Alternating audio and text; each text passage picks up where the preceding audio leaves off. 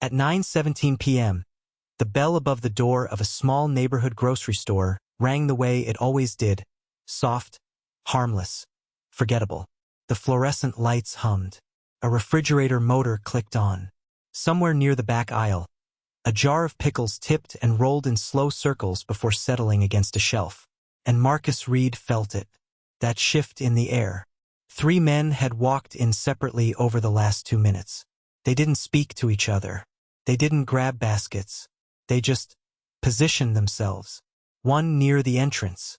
One by the drinks cooler. One drifting toward the back hallway that led to the stockroom exit. Then one of them smiled.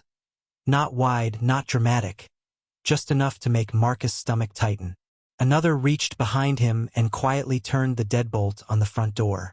Marcus wasn't thinking about the cash register. He wasn't thinking about the security cameras mounted in the corners. He was thinking about his mother at home, sitting in her recliner with the oxygen machine humming beside her, waiting for him to bring her medication before closing time. The bell rang again. For strangers walked in. Silence changed shape. What happened in the next 5 minutes would change not just Marcus' life, but everyone in that store. Before we dive deeper, let us know in the comments where you're watching from. We'd love to hear from you. And if you're new here, click on the subscribe button so you never miss any of our upcoming videos. But what those men didn't realize was that they weren't the only ones observing. Marcus had worked at Holbrook Market for 6 years. It sat on the corner of Pine and 8th, between a laundromat and a closed-down video rental store whose faded sign still read, "Be kind. Rewind." It was the kind of place where the cashier knew your dog's name and the elderly came in just to talk. Marcus wasn't supposed to be closing alone that night, but his coworker Jenna had called in sick, her son running a fever. So it was just him, the hum of refrigerators, and the soft smell of overripe bananas near the produce bin. He noticed the first man because he didn't blink much. The second because he kept adjusting his jacket as if checking for something underneath. The third because he walked too slowly, studying exits instead of price tags. Marcus had grown up in this neighborhood. He knew when something felt wrong. His hands rested lightly on the counter, heart knocking against his ribs. "Evening," he said, forcing normalcy into his voice. The man near the entrance didn't respond. He just watched. Then the bell rang again. 4 people entered almost together. A middle-aged woman clutching a reusable shopping bag, a tall college-aged guy with headphones around his neck, an older delivery driver in a reflective vest, and a teenage girl in a fast food uniform still smelling faintly of fryer oil. They paused, sensing something. You know that feeling, don't you? When a room goes quiet and you don't know why, but your body does. The man by the door glanced at the others. A subtle nod passed between them. The deadbolt clicked fully into place. Marcus' throat tightened. "Store's closing soon," he tried. The man near the drinks cooler stepped forward. "We won't take long." His tone was calm, almost polite, and that calmness, that's what made it worse. According to data from the FBI's Uniform Crime Reports, robberies of small convenience and grocery stores often last less than 6 minutes. Fast, controlled, planned around isolation and surprise. Most clerks are trained to comply. Money can be replaced. Lives can't. Marcus had sat through that training video just 8 months earlier. He remembered the instructor saying, "Stay calm. Hand over the cash. Don't escalate." He swallowed. The man at the counter leaned in. "Open the register." Simple. Direct. Marcus' fingers hovered over the keypad. He could hear his mother's cough in his mind. Dry. Persistent. He had promised her he'd be home by 9:30. "Okay," he said quietly, but then something shifted. The college-aged guy, Ethan, as Marcus would later learn, stepped slightly to the side, eyes scanning. He wasn't frozen. He wasn't panicking. He was watching the men the way Marcus had been watching them. The older delivery driver set his crate down slowly, deliberately, as if calculating distance. The teenage girl slipped her phone into her apron pocket, but didn't look down. The middle-aged woman's knuckles turned white around her bag. "Just give them the money," she whispered, barely audible. Marcus nodded. He began pulling bills from the drawer. And then came the moment no one expected. The man at the door moved to grab the middle-aged woman's purse as a bonus. Quick, greedy, unplanned. She gasped, stumbling backward. The teenage girl reacted first. "Hey!" she shouted instinctively. The word echoed louder than it should have. The college-aged guy stepped between them. "That's enough," he said. Not aggressive, just firm. The room tightened. The robber's jaw flexed. This wasn't in the script. Marcus felt his pulse in his ears. This was the point where things could fracture. You can almost feel it, can't you? That razor-thin edge between compliance and chaos. The twist came from the one person no one had accounted for. The delivery driver, his name was Raymond, reached slowly into his vest. For a split second, Marcus feared the worst. But Raymond pulled out a small, discreet badge clipped inside his pocket. He wasn't a patrol cop. He was an off-duty county deputy finishing paperwork after a transport shift. He had stopped for bottled water before heading home. "Gentlemen," he said evenly, "let's rethink this." Everything stopped. The man at the register glanced toward the door. The deadbolt suddenly felt like a trap for the wrong people. The college-aged guy exhaled shakily. The teenage girl stepped back. Marcus froze, halfway between terror and relief. What followed lasted less than 90 seconds. Raymond kept his voice steady. He didn't draw his weapon. He didn't shout. He simply controlled the space with authority built from experience. The men hesitated.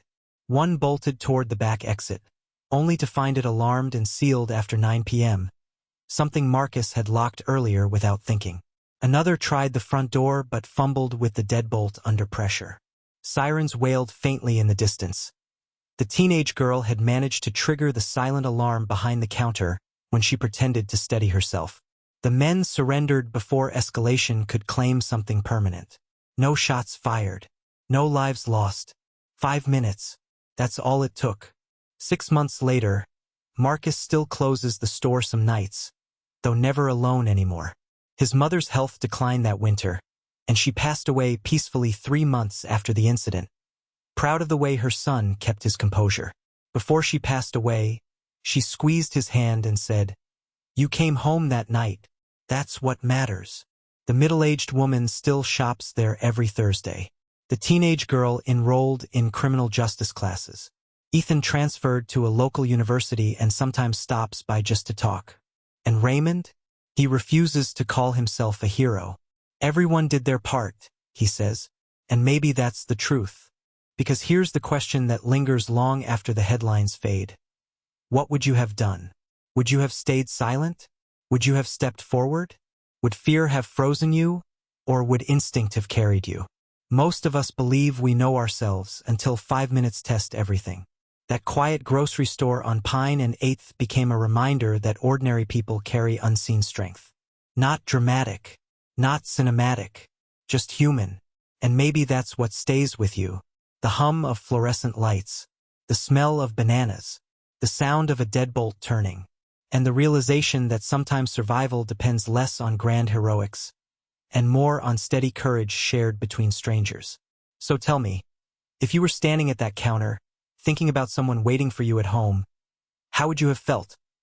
Marcus Reed was 29 years old, and if you asked most customers to describe him, they would pause for a second before saying something like, "Oh, the tall, quiet guy behind the counter." He worked 12-hour shifts, sometimes more when someone called in sick. He opened the store at 8 a.m. 3 days a week and closed at 9:30 p.m. the other 4. His life moved in routines measured by receipt paper rolls, milk deliveries on Tuesdays, and the low mechanical sigh of the ice cream freezer that always needed kicking to reset. He wasn't loud. He wasn't ambitious in the way people post about online. He was steady, and in a neighborhood that changed faces every year, steady meant something. Marcus had once been accepted into a state college 2 hours away. He kept the acceptance letter folded inside a Bible on his mother's bookshelf. He never framed it, never told many people. The plan had been simple back then. Study business management, maybe open his own place someday. But that was before his mother's second hospitalization. Before the doctor sat across from them in a pale blue room and said the word chronic with that careful, rehearsed softness. His father had passed away when Marcus was 17, a construction accident that left more bills than answers. So at 21, Marcus made a decision that felt temporary at the time. "I'll work for a year," he told his mother, "just until things stabilize." 1 year became 8. Caring for his mother wasn't dramatic. It was quiet. It was refilling prescriptions before they ran out. It was cooking low-sodium meals she sometimes barely touched. It was learning the rhythm of her oxygen machine and knowing, by sound alone, when the tubing needed adjusting. It was waking up at 2 a.m. because he thought he heard her cough differently. Some nights, he would sit at the edge of her bed and scroll through old photos on his phone. Him in a graduation gown, her clapping in the front row, eyes shining. "You're meant for bigger things," she used to say. He would smile and reply, "This is big enough." At the store, customers rarely saw that part of him. They saw the young man who bagged their groceries carefully, placing bread on top without being asked. The one who remembered Mrs. Langley's preferred brand of tea and kept a box aside when shipments ran low.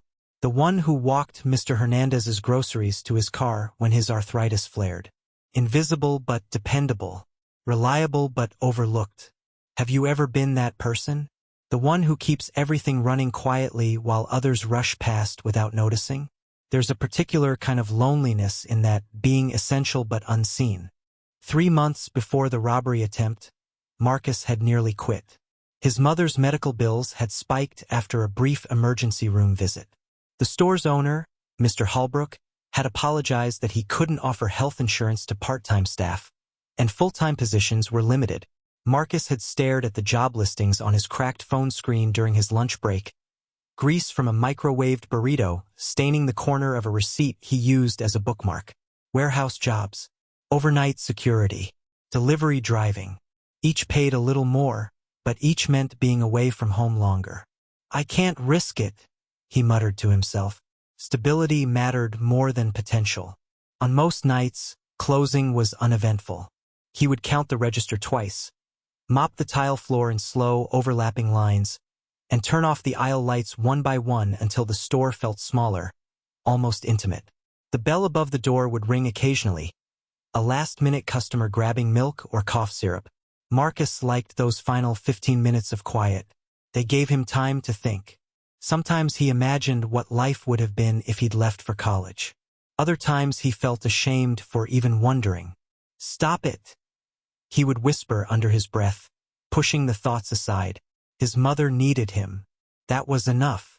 But subtle stress had been building long before that night. 2 weeks earlier, a group of teenagers had attempted to shoplift alcohol, laughing as they ran when confronted. A month before that, a man had argued aggressively over a refund policy, slamming his fist against the counter. Crime in small retail spaces isn't rare. According to National Retail Federation reports, employee theft and external shoplifting combined cost U.S. retailers billions annually, with small independent stores often lacking robust security. Marcus knew this. He had read about it during a slow afternoon shift when curiosity turned into research. Still, knowing statistics is different from feeling tension coil in your own chest. The night of the incident had started normally. His mother had been tired that morning, her voice thinner than usual. "Don't be late," she had joked weakly. "My stories get lonely without an audience." He kissed her forehead before leaving, promising he'd bring her favorite lemon cookies from the discount rack if they hadn't sold out. At 8:55 p.m., he texted her, "Closing soon. Be home in 30. She responded with a simple heart emoji. That was the last message he received from her that evening. He didn't know that within minutes, his sense of ordinary would fracture. Marcus had survived difficult days before, just not one like this. He had handled angry customers. He had balanced accounts when the register came up short. He had sat in hospital waiting rooms pretending not to fear test results. But nothing in his 29 years had prepared him for the specific stillness of 3 men positioning themselves near exits, for the click of a deadbolt that sounded louder than it should have. Would you have noticed something was wrong? Or assumed everything was normal? Would you have brushed off that instinctual chill as imagination? That's how these moments begin, disguised as routine, hiding inside the familiar hum of fluorescent lights. And for Marcus, routine was all he had ever known. The moment the man stepped behind the counter, the illusion of a minor theft vanished. Up until then, there had been space for denial. Space to believe this might end with a drawer emptied and footsteps running into the night. But when leather shoes crossed that invisible employee-only boundary, Marcus understood something deeper was unfolding. The air felt thinner. The man didn't rush. He moved with slow ownership, brushing past Marcus' shoulder as if he belonged there. Another of the three drifted down the aisles, pretending to browse canned soup while his eyes tracked every person in the store. The youngest of them, barely older than Marcus had been when his father died, stood near the candy rack, peeling the corner of a chocolate bar, chewing casually like he was killing time before a movie started. But his eyes were sharp, alert, measuring. Marcus kept his breathing steady. The training video had said to comply. But training videos don't cover the feeling of someone standing close enough that you can smell their cologne. Something synthetic and overly sweet, while your heartbeat pounds so loudly you're certain they can hear it. The man behind the counter leaned down toward the register, but he didn't immediately demand money again. Instead, he scanned beneath the counter, eyes narrowing. Drawers, cabinets, the old safe bolted to the floor. This wasn't rushed. This wasn't messy. This was deliberate. Across the store, the man near the canned goods subtly angled his body to block the view from the windows. He wasn't just watching customers. He was watching the street, watching for headlights slowing down, watching for silhouettes that lingered too long outside. Control. That was the word forming in Marcus' mind. This isn't shoplifting. This is control. The youngest thug snapped the chocolate bar cleanly in half and placed one piece back on the shelf, unbothered. A performance of calm. But Marcus noticed his foot tapping. Fast, restless. That tiny rhythm against the tile floor betrayed something the others didn't show. The middle-aged woman near the greeting cards whispered, "Just do what they say." Her voice trembled. Ethan, the college-aged customer, swallowed hard but stayed still, eyes darting between Marcus and the men. Raymond, the delivery driver, remained near the beverage cooler, posture neutral, unreadable. Every second stretched longer than it should have. Marcus' palms grew slick. He remembered locking the back exit earlier. He remembered texting his mother. He remembered promising lemon cookies. Ordinary details colliding with extraordinary tension. But then something subtle changed. One of the men looked nervous. Not the youngest. Not the one behind the counter. The one scanning the aisles. His gaze flicked toward the counter twice. Then toward his watch. Then toward the door. He shifted his weight and rubbed his jaw like someone waiting for confirmation that hadn't arrived. That nervousness spread like a crack in glass. Marcus saw it. And once you see fear in someone who is supposed to be in control, everything feels less predictable. The man behind the counter crouched lower and pulled open the cabinet beneath the register. He wasn't looking at cash. He pushed aside cleaning supplies. He checked beneath the shelf where extra receipt rolls were stacked. His expression tightened. "Where is it?" he muttered under his breath, almost to himself. Marcus blinked. "Where's what?" he asked instinctively. The man's eyes shot up, sharp and warning. "Don't play games. This wasn't about the money in the till. If it were, they would have emptied it already. They were searching." Earlier that week, a small package had been delivered incorrectly to the store. A padded envelope addressed to a former tenant who used to run a phone repair kiosk in the corner. Marcus had signed for it absent-mindedly and placed it in the back office, intending to return it to the courier. He hadn't opened it. Didn't care to. It sat on the dusty desk beside an unplugged landline phone. Could that be it? His mind raced. Why would anyone risk this for a misdelivered parcel? Unless what was inside was worth far more than groceries and loose bills. The nervous man stepped closer to the counter. "You said it was here," he hissed toward the one crouched down. So they were following information. A tip. A belief. The youngest stopped chewing. The casual act dropped from his face. The store no longer felt like a robbery scene. Felt like a hunt. Marcus' pulse hammered. If they didn't find what they came for, what then? Would frustration replace restraint? Would desperation turn reckless? He imagined his mother glancing at the clock at home. 9:24 p.m. He should have been locking up by now. The man behind the counter stood abruptly, knocking over a stack of plastic bags. "Check the back," he ordered. The nervous one moved toward the stockroom hallway, the same hallway Marcus had locked earlier. The youngest drifted closer to the customers now, no longer pretending to browse. The balance in the room shifted again. Control tightening, options narrowing. Marcus' throat felt dry. He weighed whether to speak about the package, but doubt froze him. If it wasn't what they wanted, would that only make things worse? And that's when the bell rang again. The soft chime sliced through the tension like a blade through paper. Every head turned toward the door at the exact same time. The bell's chime didn't echo this time. It felt absorbed by the tension already thick in the air. The first to step inside was a tall man in his early 60s wearing a faded baseball cap and a denim jacket with a small American flag stitched near the shoulder seam. His posture was upright without being stiff, movements economical, eyes adjusting to the room in one smooth sweep. He carried no basket, no phone in his hand, just awareness. Years earlier, he had retired from the Marine Corps after 22 years of service, most of it spent in logistics and security coordination. His name was Daniel Harper. He had learned long ago that rooms speak before people do. And this room was speaking loudly. 2 minutes later, a woman in her late 40s entered quietly, holding a cloth tote bag with a stitched cross near the corner. She volunteered 3 evenings a week at a local church pantry, organizing canned goods and listening to people who needed someone to listen. Her name was Linda Carver. She wasn't physically imposing. She wasn't trained for confrontation, but empathy sharpens perception.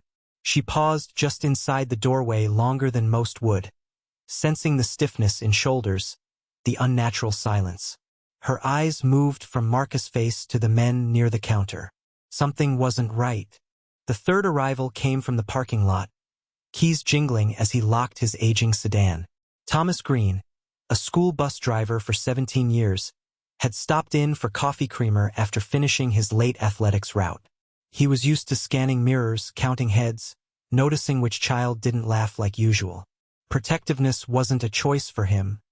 It was reflex. When he entered, he registered the blocked door first. Then the man behind the counter. Then Marcus' expression, controlled, but strained. Thomas didn't speak. He simply moved closer to the center aisle, positioning himself with subtle intention. Last came a small elderly woman with silver hair pulled into a low bun, pushing the door carefully as if it were heavier than it looked. Margaret Ellis had lived 3 streets over for nearly 40 years. She walked to the store every Tuesday and Friday evening for fresh bread and conversation. Age had slowed her steps but not her mind. Her late husband used to say she could read tension the way others read headlines.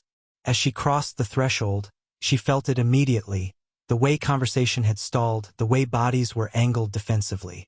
She adjusted her glasses and kept walking, eyes taking in everything. They entered separately. No dramatic reactions. No raised voices. Just 4 ordinary people stepping into a situation already in motion.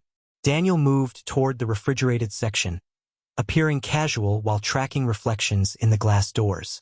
Linda drifted near the greeting cards, offering the trembling middle-aged woman a soft, reassuring glance. Thomas paused near the candy aisle, placing himself within reach of the teenage girl without drawing attention. Margaret made her way toward the bread shelf, though she didn't reach for anything yet. The 3 men who had come searching stiffened almost imperceptibly. The youngest resumed chewing, but slower now. The nervous one glanced at the newcomers, recalculating. More variables. More witnesses.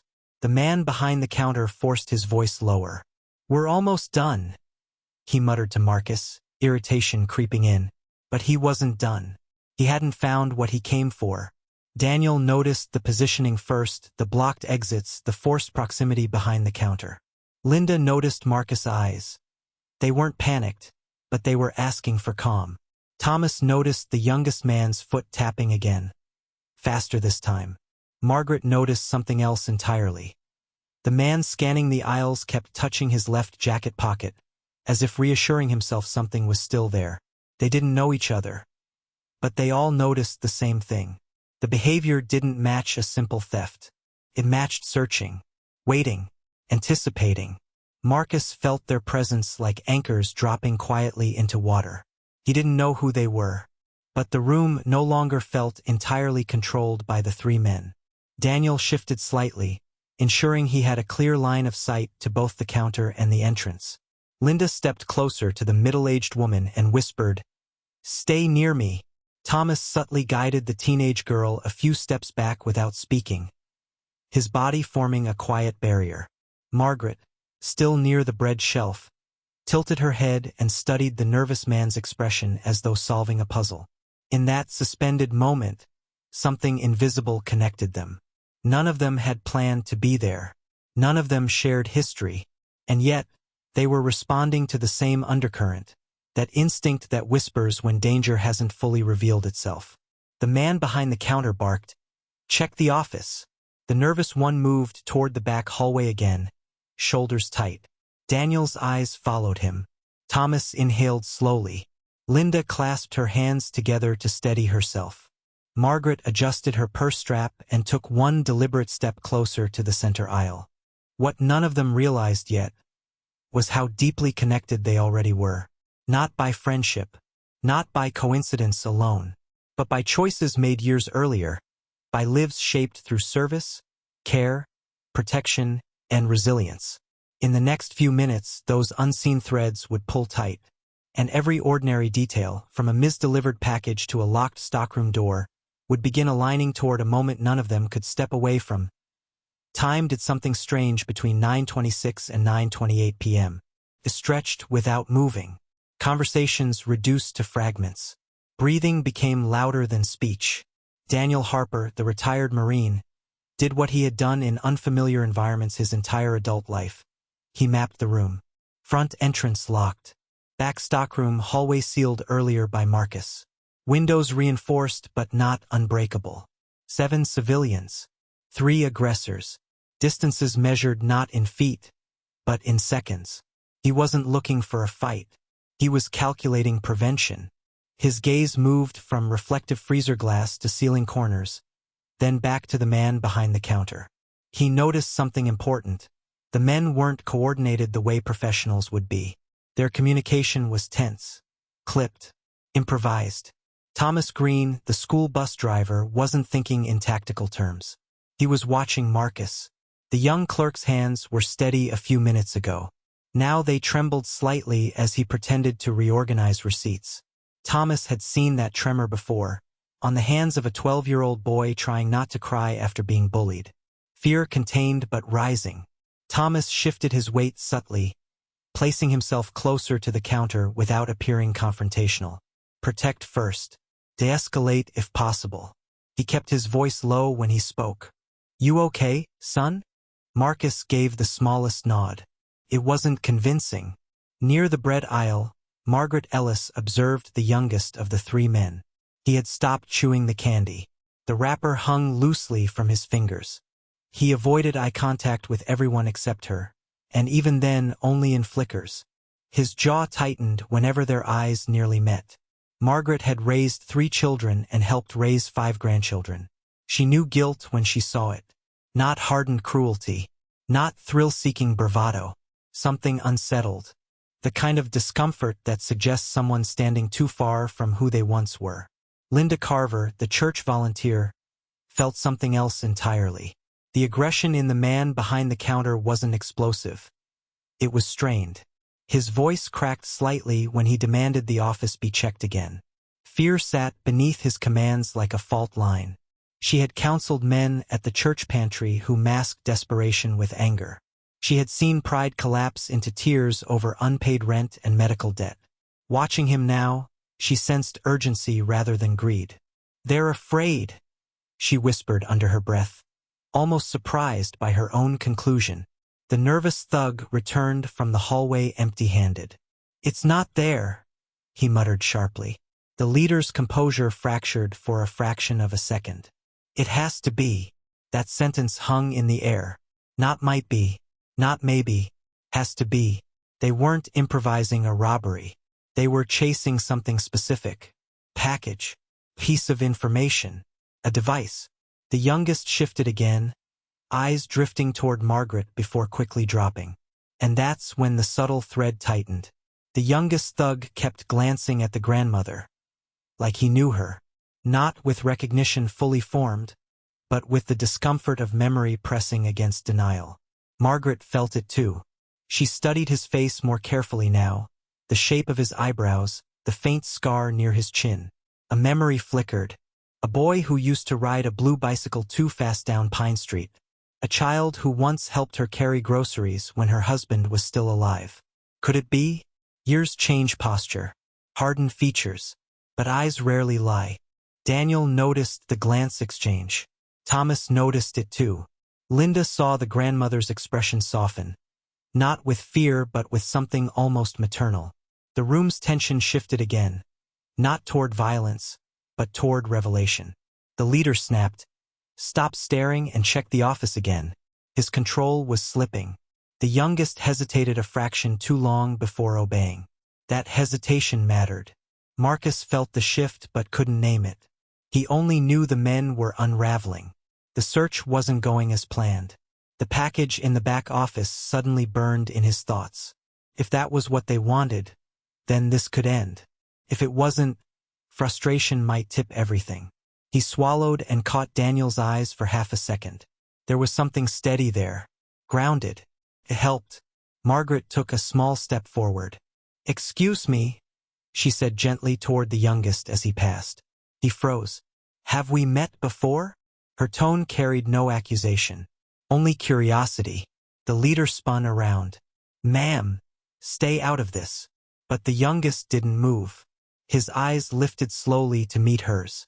For a split second, the hardened mask cracked. Recognition flickered, faint but real. Linda's voice came soft but firm. "You don't have to do this." It wasn't dramatic. It wasn't loud. Just a statement placed carefully into the space between chaos and choice. The leader barked, "Enough!" But the authority in it weakened. Daniel shifted 1 inch closer to the counter. Thomas positioned himself slightly between Marcus and the youngest. No one rushed. No one lunged. The escalation was psychological now, pressure building not from weapons but from memory and conscience. Do you think people recognize kindness? Even when they're lost. Even when they've convinced themselves there's no way back. In that grocery store, under humming lights and the scent of overripe bananas, something fragile began to surface. Not heroics, not aggression, but hesitation. And sometimes hesitation is the first crack in a wall someone has built around themselves for years. The youngest swallowed.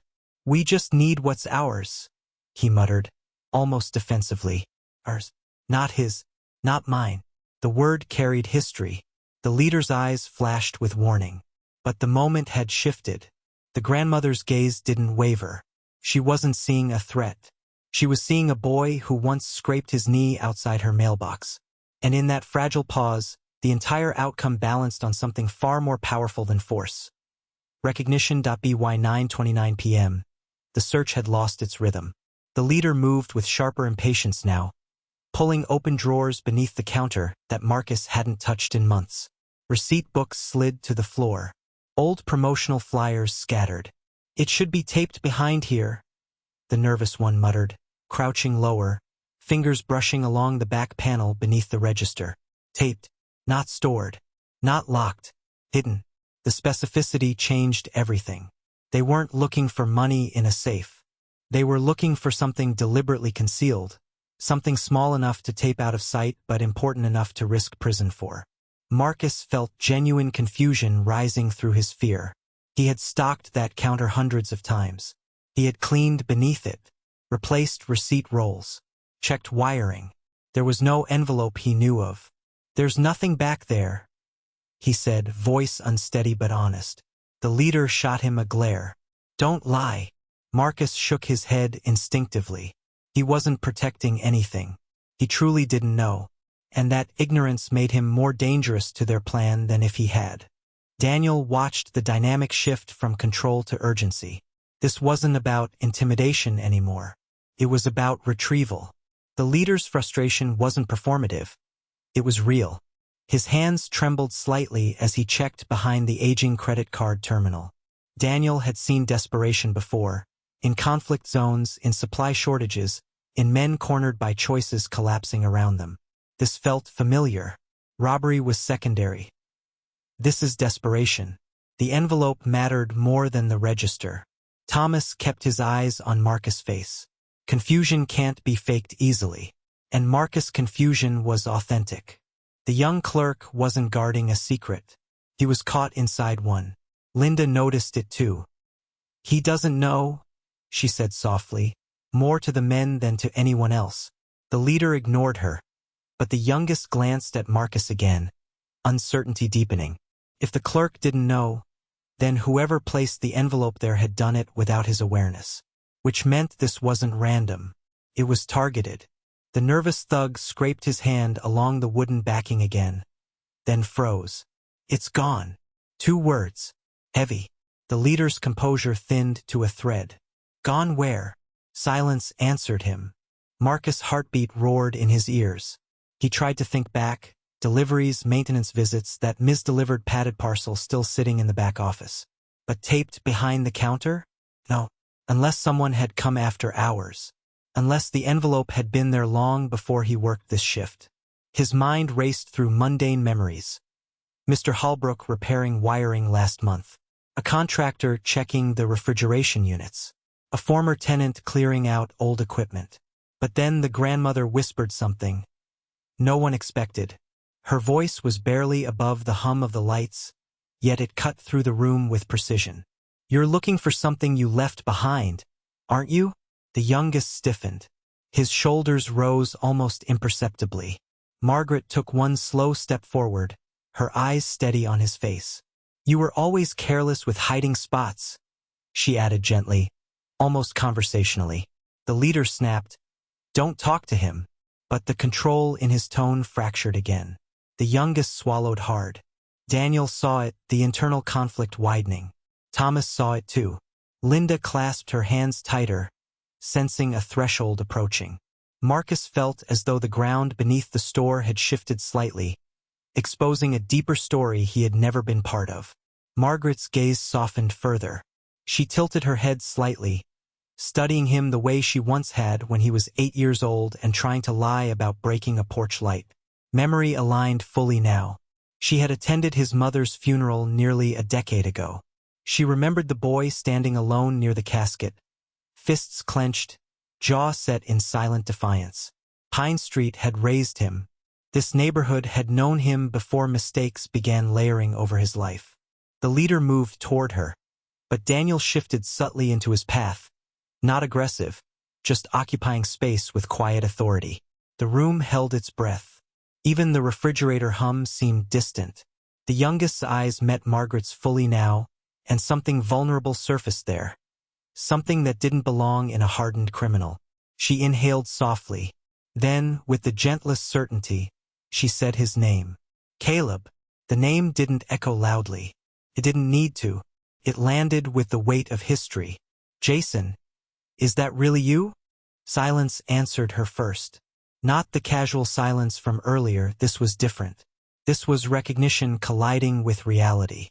The youngest thug froze mid-step, his fingers still curled loosely around the half-unwrapped candy bar.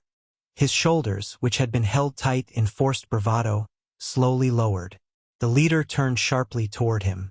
"Don't!" he warned under his breath. But the warning came too late.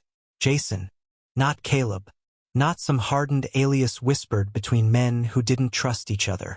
Jason Miller, the boy who used to rake leaves for neighbors for $5. The kid who once knocked on Margaret's door asking if she had spare batteries for a school project. The teenager who had disappeared from Pine Street almost overnight after his mother lost their house. Margaret took another careful step forward, ignoring the tension tightening around her. "I remember your eyes," she said gently. "You used to look up when you were thinking, just like that."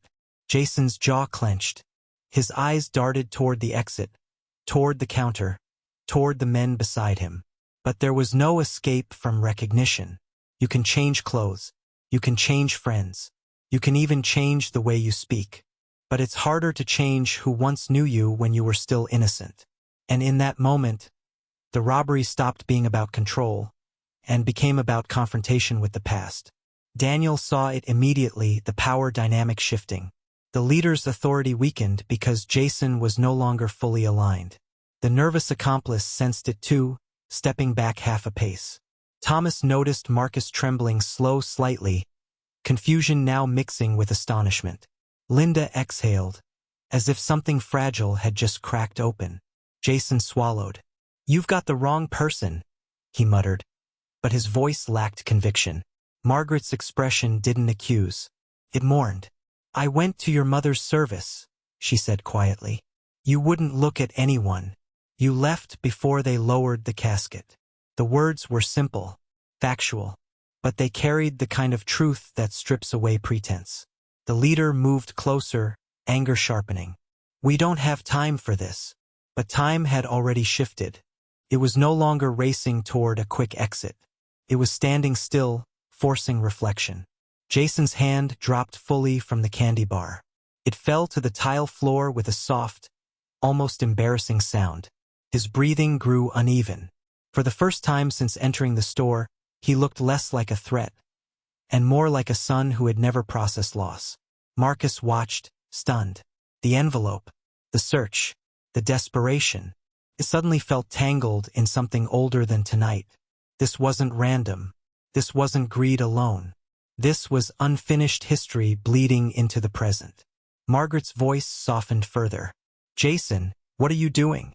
Not shouted, not scolding, just asked. The kind of question that demands honesty because it carries love instead of judgment. The leader grabbed Jason's arm. "Focus." But Jason didn't move. His eyes, because once someone is seen, truly seen, it becomes much harder for them to continue pretending they're invisible. Jason's chest rose and fell unevenly, the rhythm no longer matching the hardened posture he had walked in with. He kept his eyes on Margaret now, not the leader, not the counter, not the exits. "You used to make me stay after class," he said quietly, almost defensively. "Said my math wasn't bad. I just rushed." Margaret nodded, the memory returning in full color. She had volunteered as a reading and math tutor at the community center 15 years ago. Jason had been 12. Impatient, restless, bright in ways that didn't always translate to report cards. "You hated fractions," she replied gently. "But you loved taking things apart." A faint, involuntary breath of something like a laugh escaped him. It disappeared just as quickly. Marcus stood frozen behind the counter, listening as the present peeled back into the past. The envelope, the search, the tension. It all seemed suspended now in a different kind of gravity. Jason shook his head. "That was a long time ago." His voice carried both resentment and grief. Margaret's eyes softened. "You told me you wanted to be a mechanic," she said. "You said engines made sense because they could be fixed." The word fixed lingered in the air. The other two men shifted uncomfortably. The nervous one looked toward the door again, calculating risk. The leader's jaw tightened, frustration rising not because of resistance, but because of vulnerability. This wasn't how control was supposed to look. Daniel had inched slightly closer to the entrance during the exchange, not blocking it obviously, but positioning himself in a way that required anyone leaving to acknowledge him. No threats, no aggression, just presence. Thomas mirrored that subtle strategy near the center aisle, ensuring Marcus wasn't isolated again. Linda remained beside Margaret, steady as quiet support. Jason's hands trembled now, not from fear of arrest, from collision. Criminal versus remembered child. The identity he had constructed over years of survival against the one being spoken back into existence. "Things changed," he muttered. Margaret nodded. "I know they did. Your mother got sick. You started missing sessions." She paused, voice steady. "But that doesn't erase who you were." Jason's eyes glossed. The leader stepped forward sharply. "Enough. We're done here." But even he sounded uncertain. The leader of the group realized. They were losing control without a single punch thrown. No alarms blaring. No weapons raised. Just memory. Just recognition. Just one elderly woman refusing to see a monster where a wounded boy once stood. Power was shifting from intimidation to conscience, and that unsettled him more than resistance would have. Jason's breathing became audible now. He ran a hand through his hair, pacing once, then stopping. "We just needed it back," he said, glancing briefly at the leader before returning his gaze to Margaret. "It wasn't supposed to be like this." Marcus felt clarity forming. The envelope, whatever it contained, mattered deeply to them. But this moment mattered more. Daniel remained still, alert but patient. Thomas whispered quietly to Marcus, "Stay calm." Linda's eyes glistened, but she didn't interrupt. "Jason," Margaret said softly, "look at me." He did, fully this time. "You are not the worst thing you've ever done." The words weren't dramatic. They were measured, intentional, the kind spoken by someone who has lived long enough to understand regret. Do you think people are defined by their worst decision or their best memory?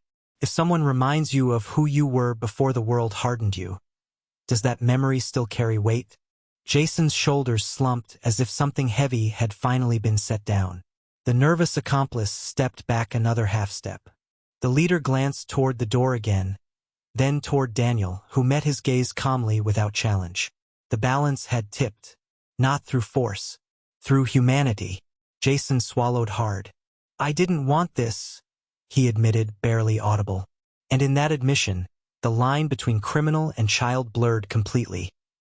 The leader's patience snapped, and frustration flared across his face. "Fine," he hissed, voice low but sharp. "If we can't find it, we take what's in the register and leave. That's it." The threat hung in the air like a storm cloud, heavy and suffocating. Marcus froze, hand hovering above the till. He had counted bills hundreds of times, but tonight, each one felt like a decision he could not reverse. The room tightened around him. Tension had never been this tactile. You could almost feel the pulse of anxiety vibrating against the fluorescent tiles. Thomas Green, the bus driver, reacted without hesitation. He stepped calmly between Marcus and the leader, not aggressively, just positioning himself as a buffer. His presence alone altered the dynamic.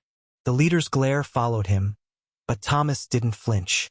He had spent years reading children's reactions under pressure, and he instinctively knew how to create a pause in conflict, space where choices could emerge instead of violence.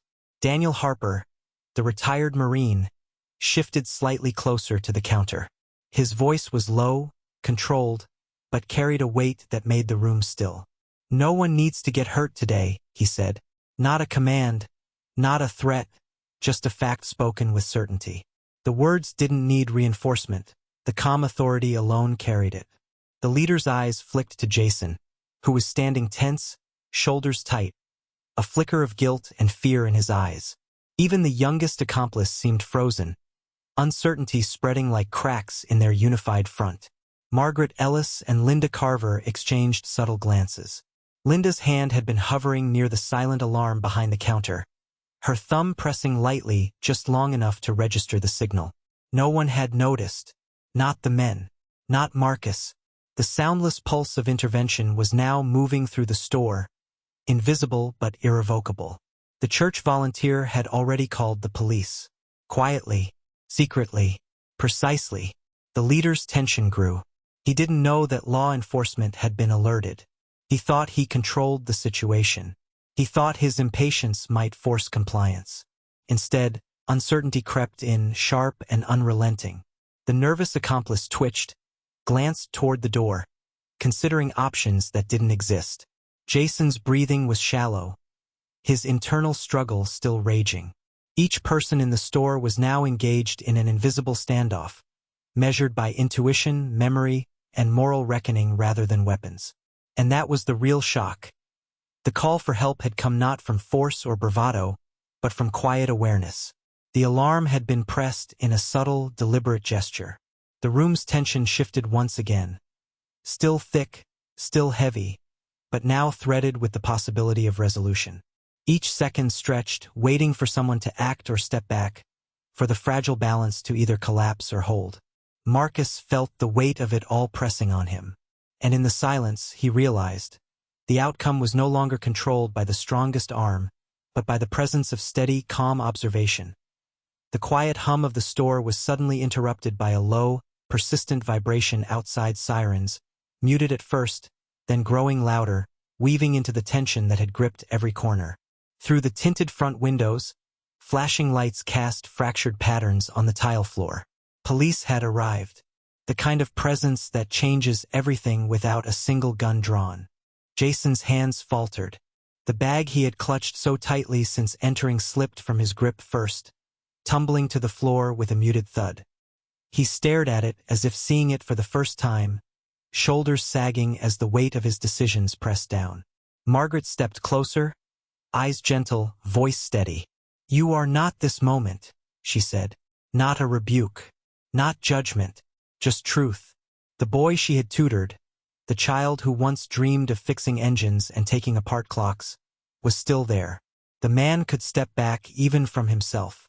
The leader, sensing the shift, hesitated.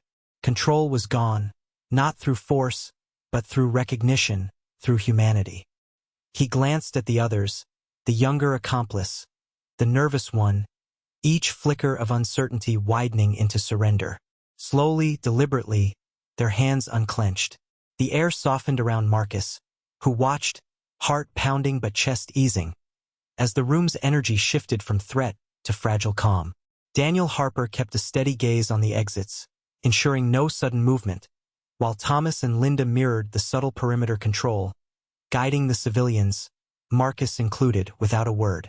Margaret's presence remained the center, a quiet gravity holding Jason's attention.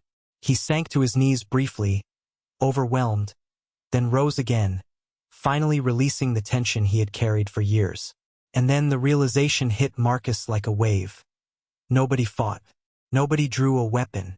And yet everyone in that small store, the customers, the volunteers, the clerks, had been protected. Safety had arrived, not through aggression, but through the steady courage of observation, moral authority, and human connection. For the first time that night, the room felt lighter. Vulnerability had not been punished. Mistakes had not defined the moment. And through it all, Marcus understood something profound. Protection doesn't always come from strength in arms.